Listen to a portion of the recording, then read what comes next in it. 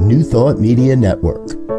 We are a global broadcast network of positive music, media, and entertainment, inspiring humanity's evolution along the journey of enlightenment and creating a world of love, peace, empowerment, and prosperity for all. New Thought Media Network.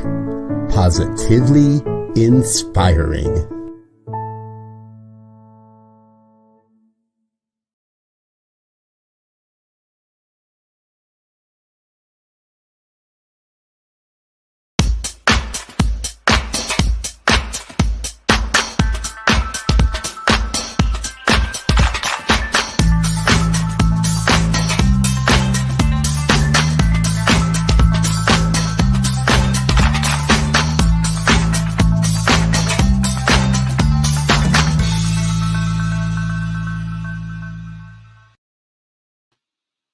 Hi, hello, it's me, Bonnie Gonzalez, your doula for grief. And I am still a grief coach, a registered nurse, a religious science practitioner, and a licensed soul collage facilitator, and also a human being on this planet with you, sharing the space today. And I just want to welcome you, welcome. If it's your first time, hooray, I'm glad you decided to join us. And if you're returning, I'm honored to know that you're finding value in this program and want to return. Oh, nothing gets all of my burners fully charged and alive than discussing grief. And the reason I say that is because I just know how much unresolved, how much grief that is not spoken to and about can just cause us so much suffering in our lives. So unnecessary, such an unnecessary suffering in our lives. And I just read something this morning that I thought was absolutely beautiful. I love how things just fall into your lap at just the right time.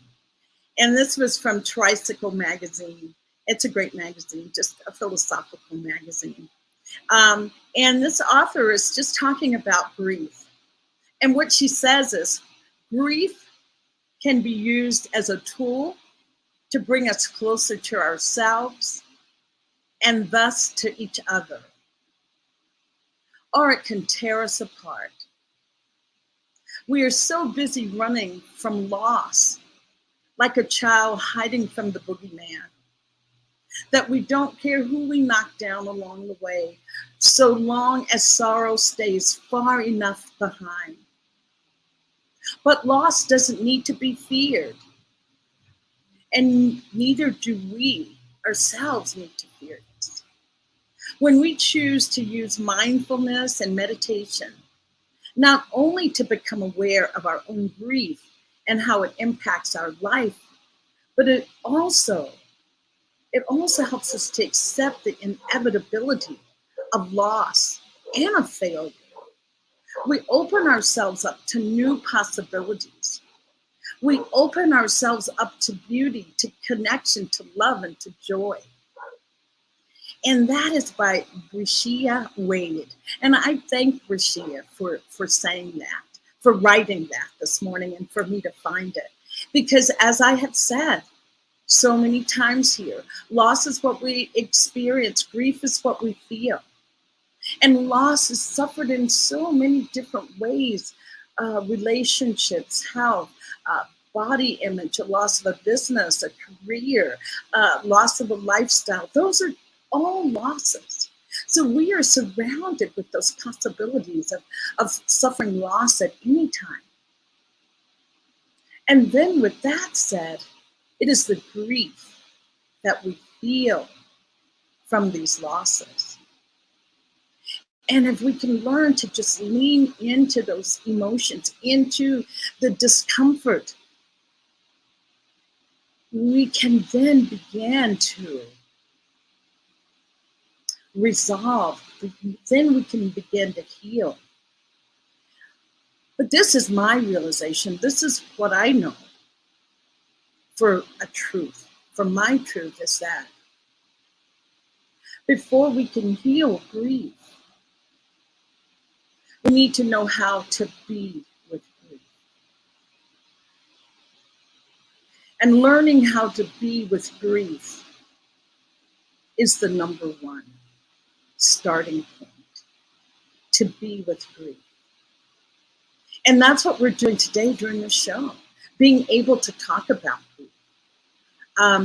I had lunch with two beautiful women that met because of this program, Your Doula for Grief. They were both sharing a Facebook post and comment, and they liked each other, realized that we're all right here in Jalisco, Mexico, in the Lake Chapala area. And they decided to meet and invited me for lunch.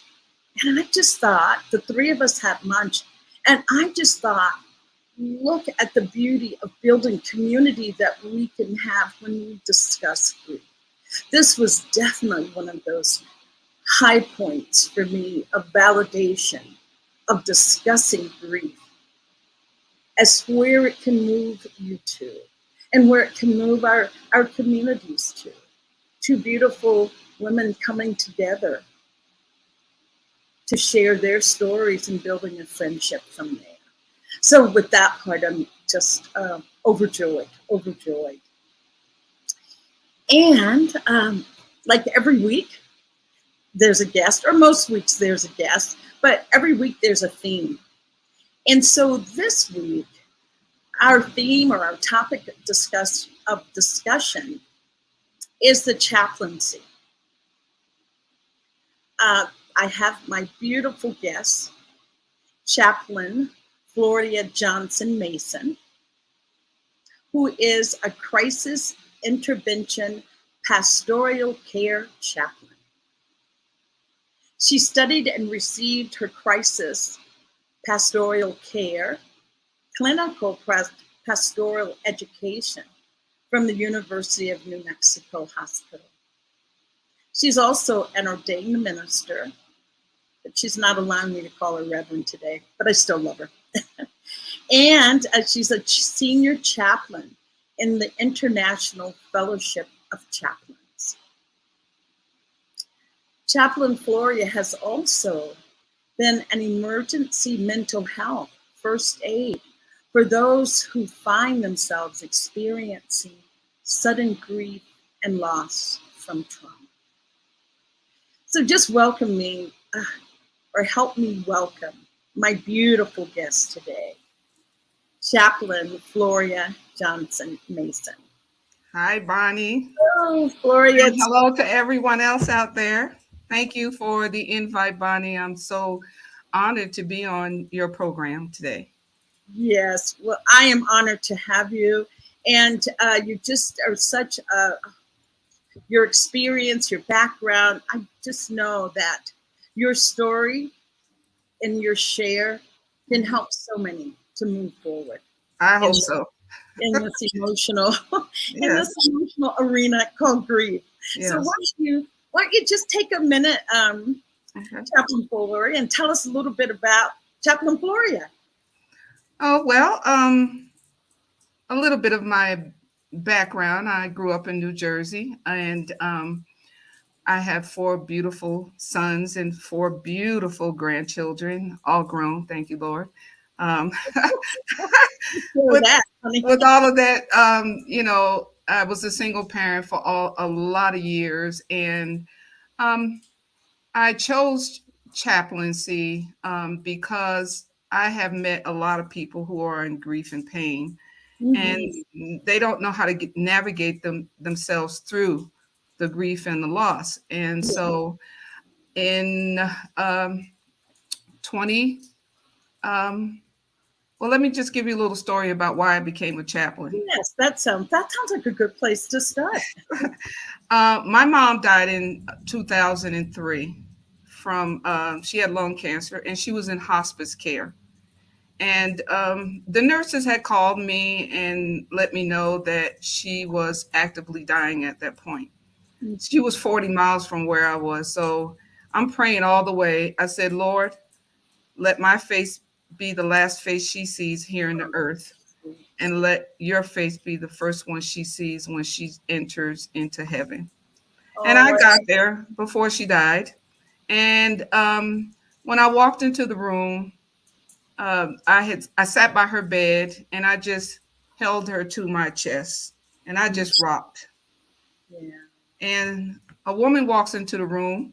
She introduces herself as Beth. She was, and I do change names. I'm not using a person's real name. And she introduced herself and she just walked over into the corner. So I'm involved with, my mom and saying goodbyes, and I'm whispering in her ear and I'm telling her it's okay. You can go home and be with the Lord. I'll be okay. And I just rocked her and held her until I felt her body go limp. And I knew at that point she was gone. But I'm still rocking and I'm still praying. Maybe God, you'll do a miracle and, just revive her. So I finished, I laid her back in the bed and I sat in the chair and I heard this voice come from the corner of the room, and it was the chaplain. And she's saying, do you want me to stay with you until your mom is picked up? And I said, no. Is there anyone I can call for you? No. Would you like prayer? And to that, I said, yes. And she prayed with me. She didn't just pray for me, she prayed with me. Yes. And I never forgot that. And so, it was about maybe 3 or 4 months later, I audibly heard the call. And I'm like, I know you're not talking to me. There's been a mistake. Huh? Yes. And it took another 3 years from hearing the call of God on my life to become a chaplain. I didn't start the process until 2006. And I started with the International Fellowship of Chaplains, which is a community-based chaplains program. And that's where I began. And I wanted more. I knew there was more. And God gave me the scripture in Isaiah 61. For the Spirit of the Lord is upon me. Yes. Because he has chosen me to heal the brokenhearted. And how brokenhearted can a person be when they're going through grief and loss? Yes. And so I began the journey, and I left IFOC, and I wanted more training. So I reached out to the University of New Mexico Hospital Pastoral Care Chaplains program. And I met with Dave Hartenberg, who was the chaplain director and coordinator at that time. Right. And I filled out the application. We did an interview, and I didn't hear from them for a year. Oh my goodness! Here I was living in Rio Rancho, taking care of a woman, and I get a phone call. This is a year later, and I was telling God, "Well, I made a mistake coming to New Mexico. I'm going home. I'm going back to Virginia." And I had the pod in the driveway loading my stuff when I got the phone call. And he said, "This is Chaplain Hartenberger. Do you remember me?" I said, "Yes." He said, "I'm doing one more pastoral care chaplaincy program. Are you still interested?" I like dropped the phone. I said, "I'm not hearing this right."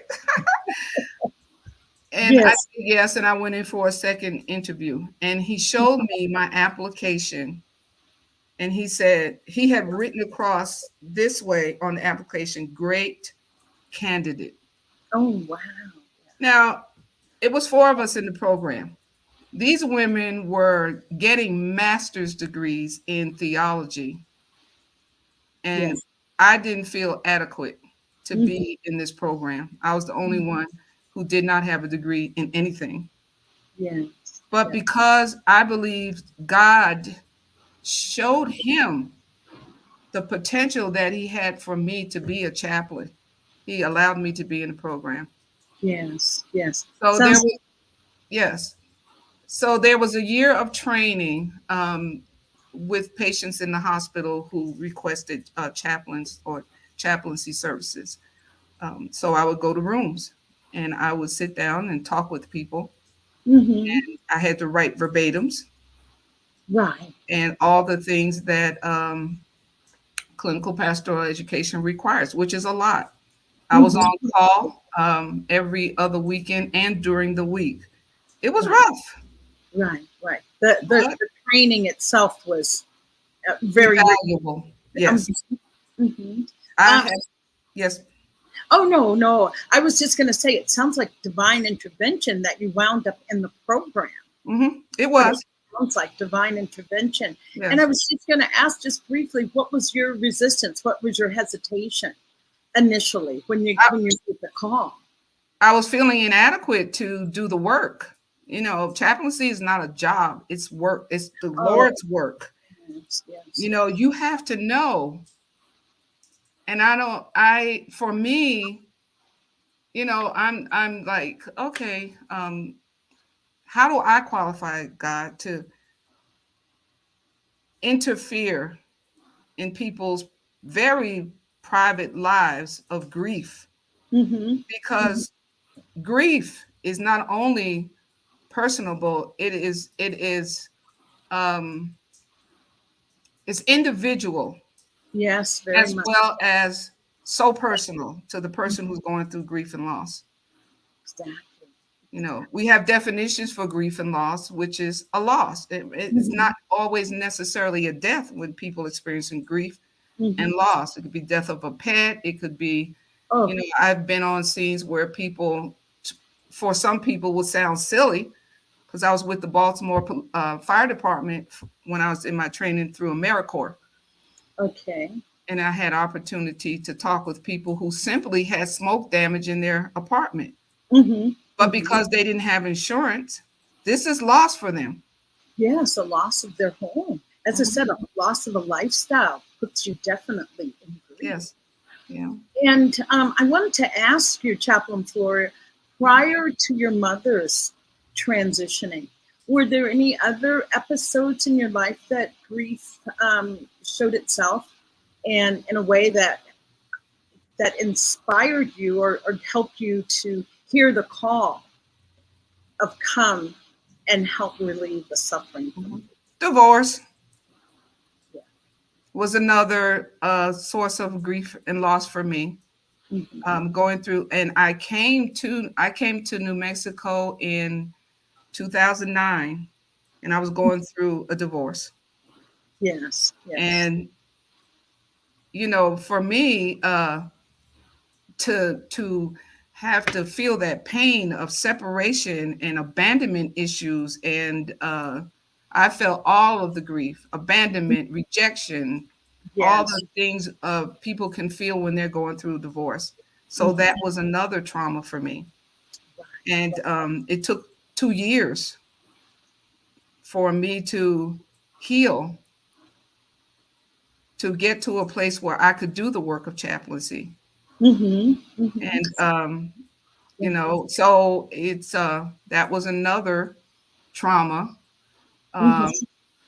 but I was healed. I'm to a point now where, you know, I know who I am and how to navigate my way through grief, Mm-hmm.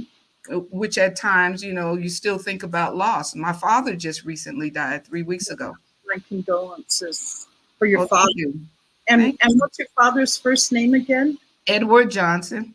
Edward Johnson. Yes, Yes. Edward Johnson. Honor Yes. his memory today. Edward Johnson. Yes. Also, Chaplain Floria, what I wanted to say when you were talking about, divorce, of course, losing your mother, Mhm. I was going to say, and now your father. Mhm. I was going to say that there is nothing that gets your full attention like grief. Right. It gets you to look at your life to say, wow, first of all, I'm just devastated. I'm hurt. I'm sad. What do I need? Mhm. And knowing, as you said too, everybody processes grief differently, Mhm. but it gets your undivided attention. Absolutely. There is nothing that Yeah. gets your attention quicker or faster Yes. than being in that state of grief. So you were in, so then you fast forward, you were in Albuquerque. Was it Albuquerque? Yes. The call to finally come, and when you thought you've made a mistake. So then you, so can you just tell us a little bit about the training, as you say, for chaplaincy? And you said that it's that you can't get trained to be a chaplain. You feel like it's a call. It has to be a call. If it's not a call and if you don't know the call, you got to know the call. You have to, your knower has to be working that God has called you to this type of ministry. Mm-hmm. Because I have seen chaplains fail at chaplaincy because, number one, you really have to have in-depth training. And I could not have gotten better training than the training I got at University of New Mexico Hospital. There's, other hospitals and universities have chaplain training, and these folks are on point with your training. And it's a lot to listen to someone who is brokenhearted, because we want to fix things, you know that. Yes, we want to fix it. Mm-hmm. We have preconceived notions of what to say, but the listening skills that I developed allowed me to be quiet and let them tell me their story. Mm-hmm. Oh, I love that, Chaplain Floria. That is, I always say, the key to any of this, the key, besides being able to speak to grief, is to be heard, to be a good listener. That's what it requires. It requires you to be a good listener. Yeah. But I want to go back up to the program that you were in, and when you felt that it was just above and beyond, what made it above and beyond? In your estimation, review, what made it above and beyond to prepare you? The training in itself from the pastoral care staff of chaplains at the University of New Mexico Hospital, and Pastor Dave Hartenberg. This man, he encouraged me, because there were days when I went in his office and I said, I can't do this anymore, because I was brokenhearted. And I was beginning to, grief was beginning to surface again in my own life because of the stories I'm listening to and the people that I would encounter. How do you walk into to a room where a mother has a stillborn child? How do you comfort her? So every time I went to a room is always to visit a patient. It was always a different story, because hospital chaplaincy is different than police chaplaincy. Yes, and we'll get to your police work. Yes. Yes. So you're meeting with people who, some of these patients that I met already knew that they were in stage whatever and they were going to die. And they were trying to make peace with their God, whomever that was. Because in chaplaincy, you're never allowed, and you should not be allowed to proselytize. Right. That is not, well, I'm putting my words. I was just saying that doesn't feel like the time. No, it's not the time, because people don't care what kind of degrees I have when they're going through grief and loss. They don't want to know that. They don't care about that. How can you help me today to get from moment to moment? That's what they need. Moment to moment. How can you help me? Yes. And Chaplain Floria, I don't even feel that it comes from any place of selfishness or whatever. People are truly, when they're in grief, they are truly at a point of being totally broken. They cannot see beyond maybe that minute, beyond this incident.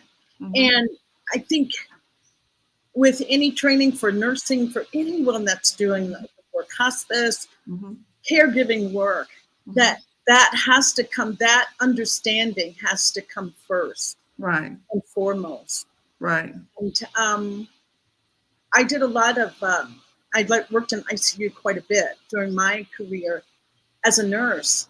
And when I did training for ICU nurses with new nurses, that's what I would say. If you can't see it that way, then maybe this isn't the career for you. Right. This just isn't, because it doesn't get easier as you go along. It becomes more difficult. Yes. So I really appreciate hearing that is not the time to proselytize. No.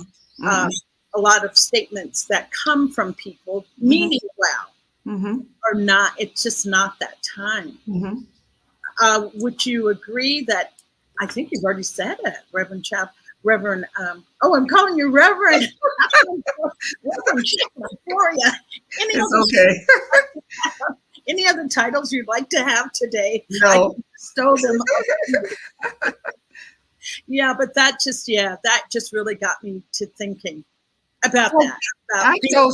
I chose chaplaincy over pastoring, and I've been in a couple of churches, and I don't like pulpit ministry because I realize why according to the word, Jesus carried a staff. Sheep bite, and I didn't want to be bitten. Okay, I'm sure that's only a very small margin of pulpit ministers that need that bite, but thank you. Yeah, they go through a lot. And with chaplaincy, I had more freedom to go to the disaster areas. I've been in Louisiana, not for Katrina, but for Hurricane Gustav in 2008. 2008, okay. Yes, and we were at a community center, and people were coming into the community center because they were sheltering at this place in Louisiana. And so I had opportunity to share. I wasn't sharing the scripture per se, but because I knew how to bring the comfort, to a person for that moment that I was there with them. Right. And so that's how chaplaincy should work. That you're not trying to, again, have all these preconceived notions about what you're going to say, because everybody's story, I have not met one person whose grief was the same as the other person's, right, even though the circumstances were the same. The circumstances, yes. But their grief is different. Again, personal and individual.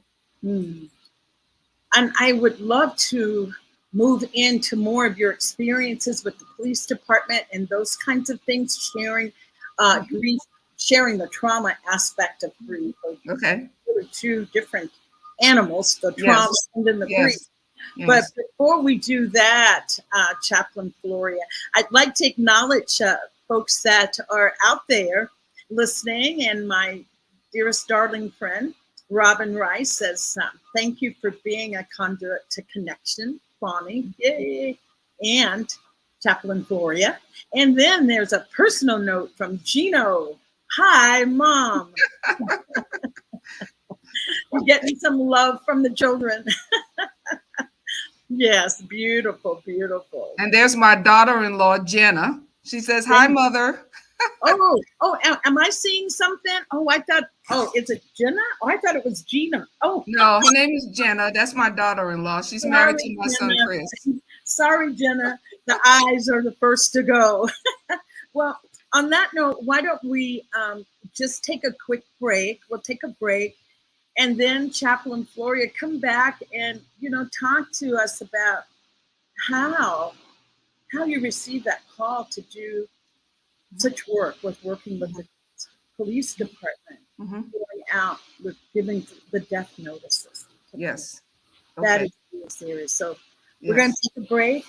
Do drop a comment in the comment box. We'd love to hear from you. Join the conversation, and a wonderful, warm welcome to Chaplain Floria. And Gina and Robin. So we'll take a break and come right back. Thank you.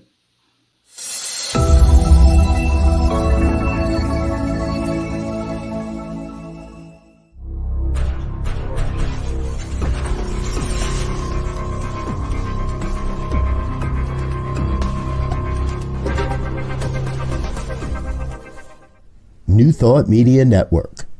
We are a global broadcast network of positive music, media, and entertainment, inspiring humanity's evolution along the journey of enlightenment and creating a world of love, peace, empowerment, and prosperity for all. New Thought Media Network. Positively inspiring.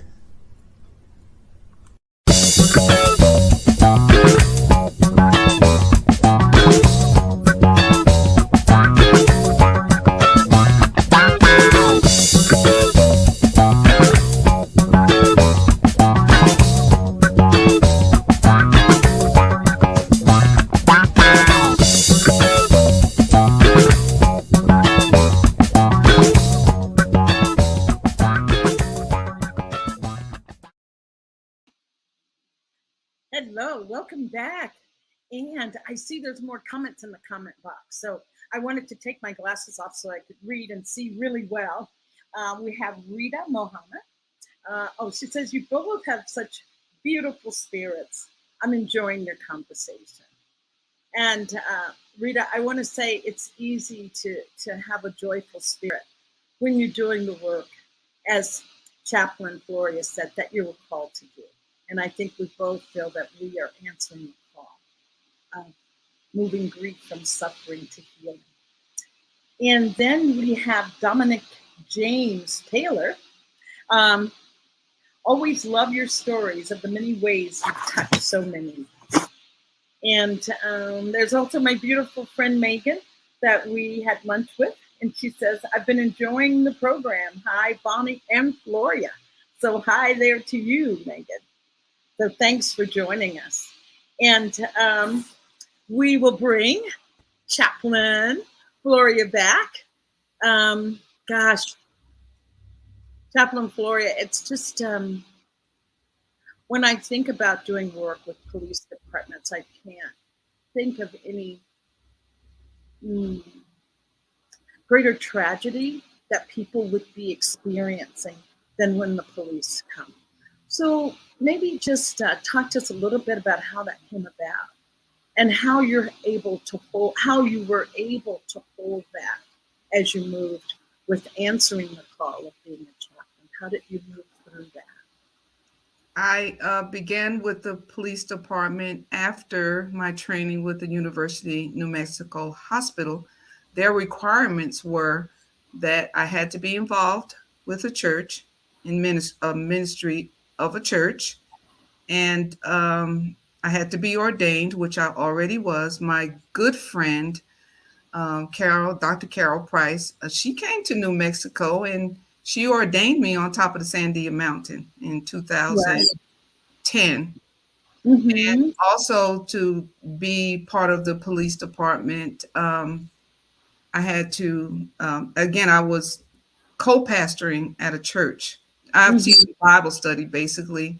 And I started with Pastor Julian Johnson, and he's gone home to be with the Lord now. And then there was Pastor George Waku in Albuquerque. So my training took another year.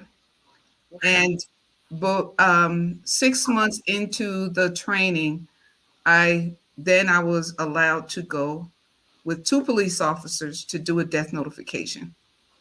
And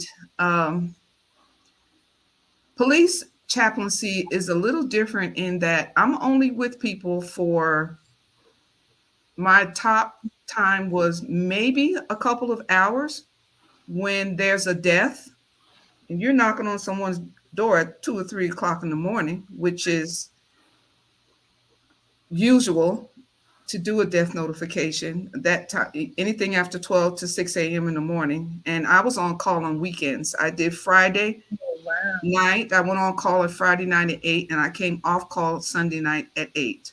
But I chose that, and because I just wanted to, I guess, just have the training to be better at doing death notifications.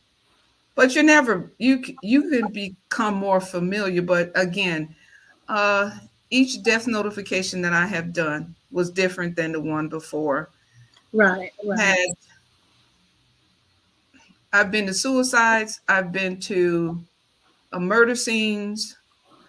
I've been called to the hospital as a police chaplain because there was a death in the emergency room, a suspicious death, and they managed to take them to the hospital. The Albuquerque Hospital does not have a mortuary.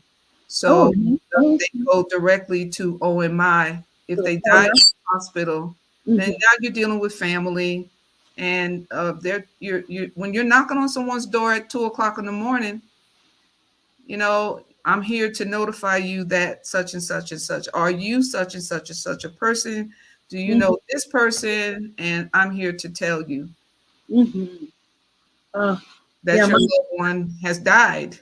We can't, with the police, you can't give details of how that person died. That's the police report. All I get was a name and the location of the death. And when I arrived, we all had chaplain. We had vans. We didn't use our own cars. Right. And my uniform looked like the police department's uniform, except that mine said police chaplain on the back. Right. And I had a choice to wear a vest or not. I didn't think it was necessary, so I didn't wear a vest. So you're only with a person for a little bit of time. And within that time, I'm standing there at the scene and I'm looking at people and I'm saying, God, how do I do this today for this situation? How? Right. And that's how I came up with call the chaplain a ministry of presence. Yes, exactly what it is. Being there. I go in and introduce myself, and as the chaplain for the police department, how can I help you to get to the next few minutes? So I developed a referral brochure. Okay. On my own, because who can I call for you? Can I call a funeral home for you? If there was a death in a home, the coroner always showed up and they did their investigation, and then it's either take them to that person to the coroner's office and then call a funeral, or call a funeral home and they'll directly pick that person up. Right. But people don't know what to do. So I developed a brochure of references for taxi cabs, funeral homes, whatever they had a need for. Can I call somebody for you to come and be with you at this time? So again, my time was very limited with people as a police chaplain. So, I had to hit it home, while I'm there. I've officiated a funeral for a woman whose husband committed suicide. And she was from another country and she didn't know what to do. Yes. And so you do the best that you can to help people get through their worst moments. So again, police chaplaincy is very different from hospital chaplaincy. And I think you probably answered this. And how preparing yourself, Chaplain Floria, preparing yourself, going to knock on the door. How do you prepare yourself? Prayer. And God help me. Yeah. Because you don't know, when you knock on somebody's door and you have two police chaplains with you, police officers with you, when that person opens that door, they know something's wrong, except for one lady. We gave her, when she opened the door, and this is like 1:00 in the morning. Yeah. Okay. We opened the door and said, "Hi, how are you all today?" My face wanted to be reactionary and I'm thinking, what does she think we're here for? Two police officers and a chaplain. Yeah, milk and cookie. Yeah, or just in shock that somebody's at your door. As you say, we all respond different. Yes. I mean, my first response would be, my heart would drop. It's like, oh, just please. Something's awfully wrong here. Yes. I hope it's not bad news. You got the wrong house, or yes, a multitude of prayers that I would start. But this person, as you said, and how do things proceed from there? Well, we asked her, could we come in? And we always have to ask the question, is there anyone else in the house? Because when you're giving that death notification, you don't know how people are going to react. Chaplains have been attacked. People, I had one lady, she, I learned that you don't stand too close to people when you're getting, she just held on to me, and I went down to the floor with her. Yeah. And she's trying to absorb this news that her son was dead. Again, we cannot give details of the death. We can't say, well, your person was killed, your loved one was killed. We can't give them any details. That's up to the police. And that's what they're there for, to give them as much details as they can. And you can't go alone anyway. Yes. So so you give them a few seconds to absorb the news, and you keep your distance. The police keep that. And the reason why we ask, is there anyone in the house? Some people scream, and if you hear you're in the house with someone and they're screaming, and you're going to come out with whatever. Wow. What's going on? People have come out with guns and knives, and because they heard someone in the house scream. But we've given them that information. So we ask, is there anyone in the house, anyone else in the house? And I was going to say, as hard as that is, and as difficult, as dangerous as it is, what motivated you to keep going? What made you, or what was it inside of you that kept saying, go back, or don't quit, or this is too much?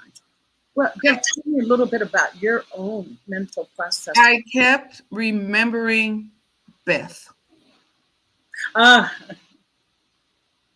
Right. Even though I knew that God was calling me to that ministry, and I actually refused for 3 years. But I kept remembering her and how she stayed with me. She was there, even though she was over in the corner. She was present to help me. And I know that my heart likes to help people. I really do. I need to be able to help people through and that, what could be any worse than going through grief of a loss of any kind, and to have someone there for you. Now, the difference between me and a grief counselor. Yes, I know what you're going to say. Okay. I know what you're going to say, and yes, you're right. But tell me what you were going to say. Say it. I will permit you to say it. They need to hear it from Chaplain Floria. I'm only there with people for a very brief time, whereas ongoing therapy, I am not a licensed therapist or a grief counselor. So I cannot hang my credentials and say, come over here and you have to pay me. I'm helping people to navigate, to get to that point where I know you need more help than I can give you. Yes. Because I'm listening. Yes. I can't advise you about your grief, but I give you, whatever state you live in, look up references for a grief counselor. Yes. And start making phone calls, because I want you to experience a healthy grieving process. Yes. Yeah. Thank you so much. Thank you so much. So that you're not cutting yourself off from society. Some people turn to drugs and alcohol. Very common. A lot of times, especially young kids, they become promiscuous. You know, you need more help than I can provide for you at the moment. So, find someone that can help you navigate through life day to day, and breathe. because, you know, my mom's been gone for 19 years. And I still have days when I feel like I just can't take another breath. Yes. Can't breathe. Yeah. Because I think about her and I miss her. Mm-hmm. She's my mom. And you know, and yes, I'm here with you. But it just breathe. Take one breath at a time, and you will get to the point where I'm feeling okay right now. Right in this moment. Yes. So have people that you can call and will listen to you. Again, we want to fix people. We want to fix their hurt. And none of us are broken. That's the whole thing. There's nothing to fix. No, and the other point I'm going to make is that, you know, the day of the funeral, the day you hear about a person who's experiencing a loss, all the family is around, friends, family, the whole 9 yards. They'll stick with you till the day of the funeral, and then everybody starts waning off. Disappear. Okay? Disappear. Who do you have to talk to? Nobody wants to be, you know, there's a scripture, and I think in Isaiah 54, where it says Jesus was acquainted with our grief and our sorrow. Oh, both. Yes. But let me tell you, people don't want to be acquainted with your grief because they don't know how to handle it. Well, yes. And they don't want to be acquainted with your grief. Our society, and that's why you and I are here right now to change that. Yes. As I said, how can you heal from grief when you don't even know how to be with it? Yes. That is the mission today. Yes. That is the mission. I do want to take one more comment that I see from Bonnie Armstead that says, Joe, can you put it up again? Can you put up? Yeah. Do you feel that when people make the transition, it is an honor to be present, as this is a sacred rite of passage? And Bonnie, I will speak to that. I have been at the bedside of so many people that have transitioned. And I would have my own ritual and way of praying at their bedside when they did transition. And the first thing I gave was gratitude, and felt honored that they felt comfortable enough to die in my presence. And I wanted them to know that I honored them. And during that time, being in ICU, I was a practicing Buddhist. And in Buddhism, the idea was that you don't touch the body for 2 hours because of the transition that's going on. And believe me, I would honor that. But sometimes it was a battle. Sometimes, you know, because it is a hospital. There's somebody else in the emergency room having chest pain that needs to get in that bed. But I always held that person that had just transitioned as the most sacred in that moment, the most sacred. And I don't know about you, Chaplain Floria, and I'll ask you this. A part of my self-care, and I want to ask you about your self-care during this.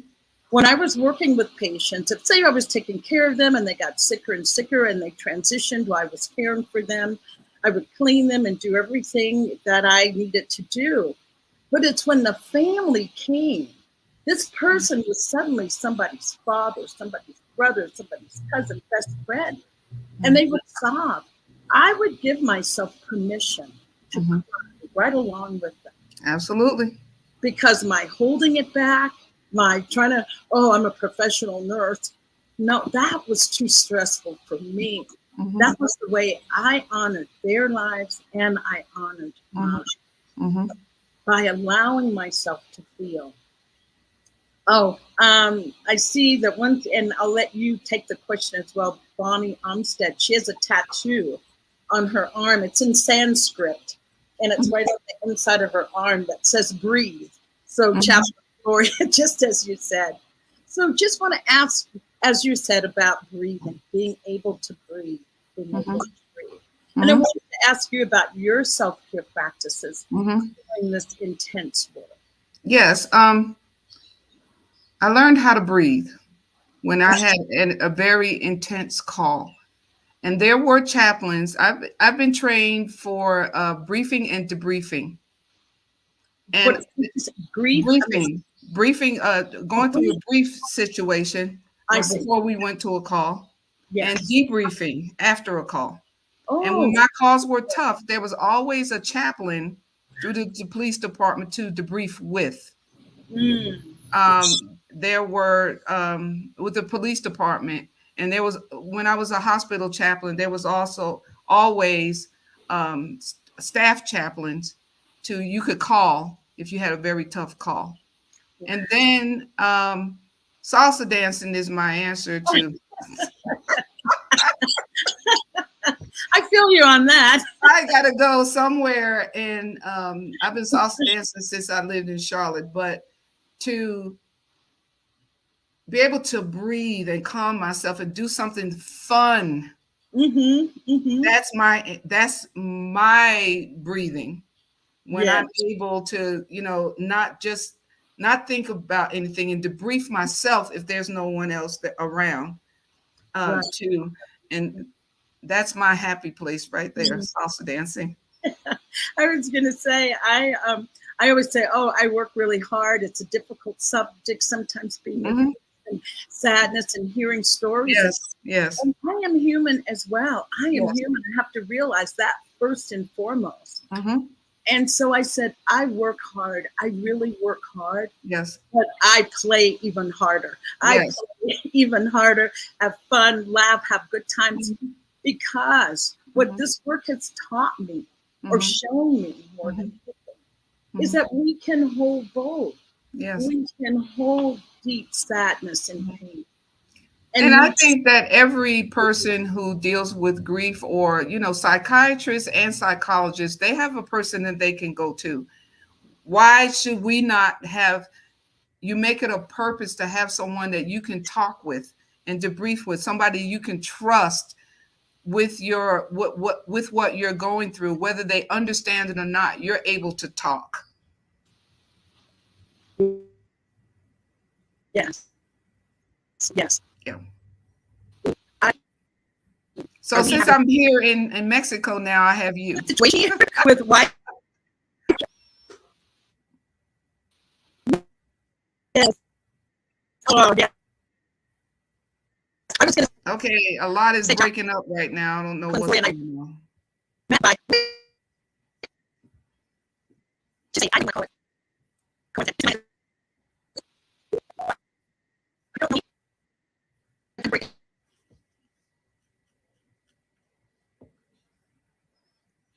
Hi.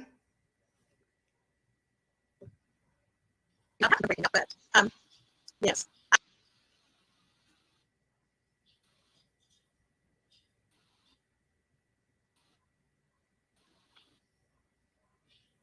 I think we're having a little technical difficulty.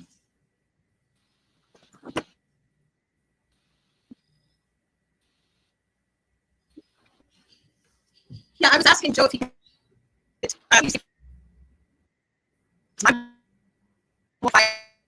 Or it could be senior.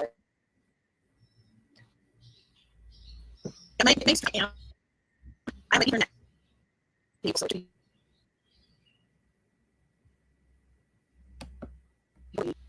stable. Oh, right.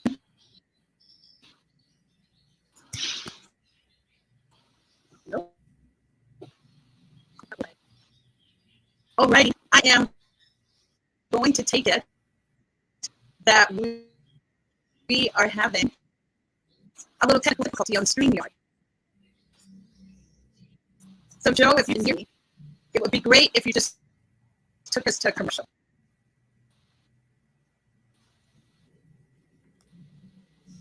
Joe? All right, Joe.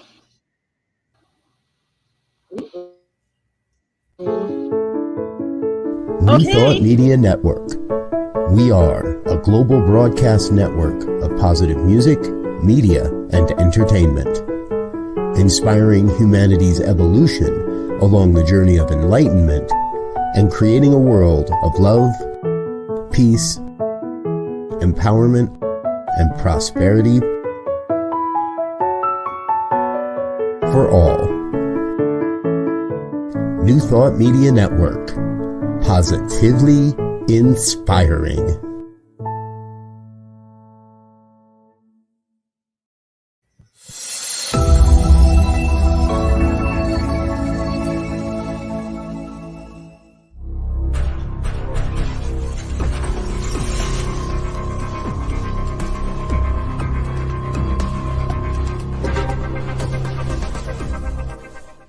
New Thought Media Network.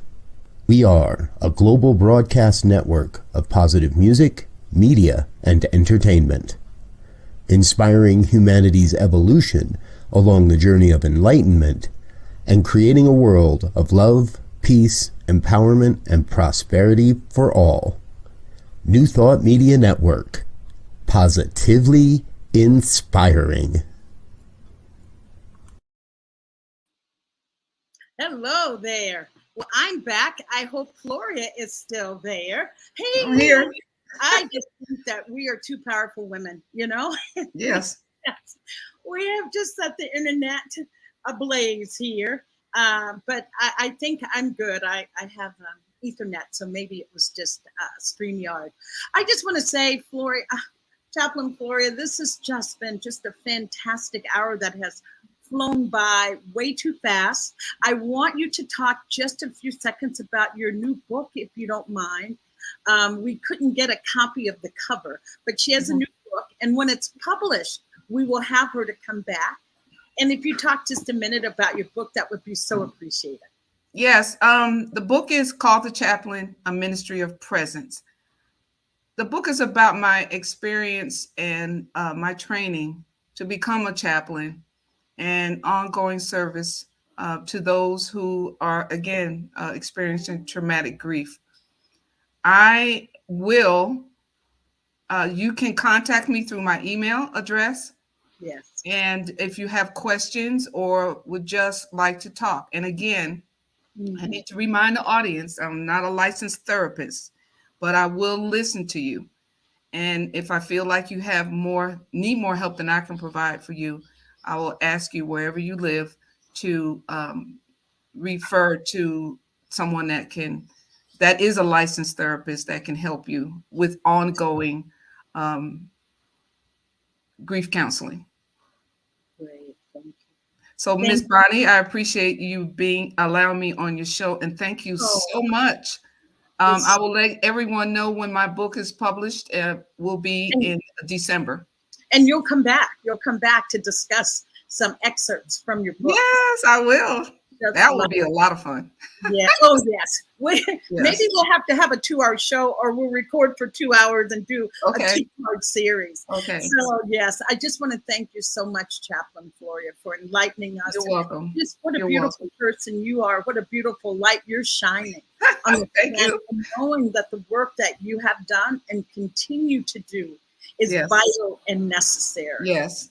And also thanking New Thought Media Network for having this platform that allows me to bring on such a beautiful guest and to help continue to move the needle on discussing grief and see that we can still smile, even if we're discussing grief.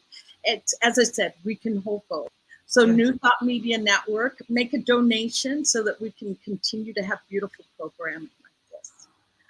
Later today, we're having a Circle of Peace, and that starts at 4 p.m. Mountain Time, which is in And if you didn't catch Cosmic Prayer this morning, I advise you to go back and watch. It was a great program this week, Cosmic Prayer on at 10 Mountain Time.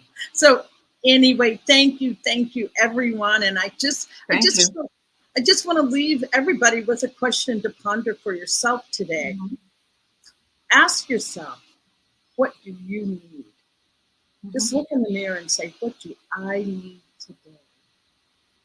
And whatever comes up, do it. And don't do grief alone. Don't do grief alone. Amen. Yes, and I'm a grief coach, as I said. So please, know you're not alone. Thank you so much. Thank you so much. And I will see everyone next week when we discuss cultural rituals around grief. Okay. Ciao. Thank you. Chaplain, Floria. On behalf of everyone at New Thought Media Network, thank you for being a member of our virtual family. Your financial contributions help share the New Thought message with people from around the world.